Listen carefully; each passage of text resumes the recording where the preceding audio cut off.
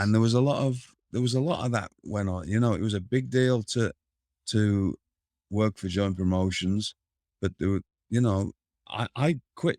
This is my story. I finally got to work for joint promotions when I was 18, um, which was the TV company. But at the same time, that was when Brian Dixon started getting every other week. But Brian Dixon had better wrestlers, and I had been getting retrained by Marty Jones, who was like completely retrained me when I was 17 because I've been wrestling for a smaller company. And I got put as Big Daddy's tag partner, and I knew I wasn't all this wrestling that I was learning, this technical wrestling and You're all not gonna this need it. thing. I, I'm just Right, getting beaten up right. to make the tag. So I quit joint promotions after 3 months and went to work for Brian Dixon, not thinking I would get on TV because he had his own crew. I just wanted to wrestle, not only wrestle better wrestlers, but be around better wrestlers. Because I've joint promotions at the time were their business was going down.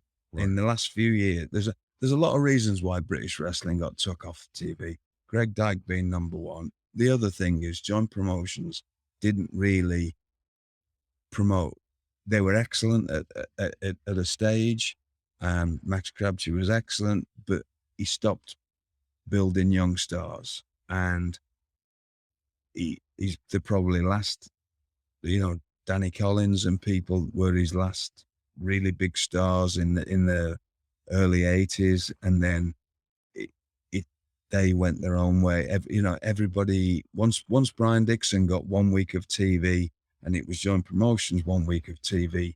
You the top people, some of the people, and me being one of them, you either work for one or the other. right, right, But some of the better known names, it was whoever offered you the most money. right. And then joint promotions had no choice. They had no hold over you. If you had a night off and Brian Dixon would give you a job, you could work for them. Okay. My first ever TV, I wrestled Marty Jones, and Jim Breaks was on it against Kung Fu, Eddie Hamill, who was somebody who had helped train Fit Finlay as well. Fit Finlay's dad and Eddie Hamill, Kung Fu, had sort of created in Ireland, they'd sort of created wrestling, and there was a couple of other people as well, but those two were the one, and they were so much better than everybody else. It was unbelievable, and they sort of created their own world, and then Fit Finlay became part of that, and then Rocky Moran, and there was a lad called Stewart. He wrestled as Tony Stewart. He got trained by Fit Finlay's dad, and they were all excellent, right? Let me just finish this. All the people of when I started, all the ones that stuck around were all better than me, right? They were just all really good. Danny Collins and Richie Brooks and this Robbie Brookside and all. They were all just better than me, better athletes than me, whatever. So I persevered once I got my foot in the door.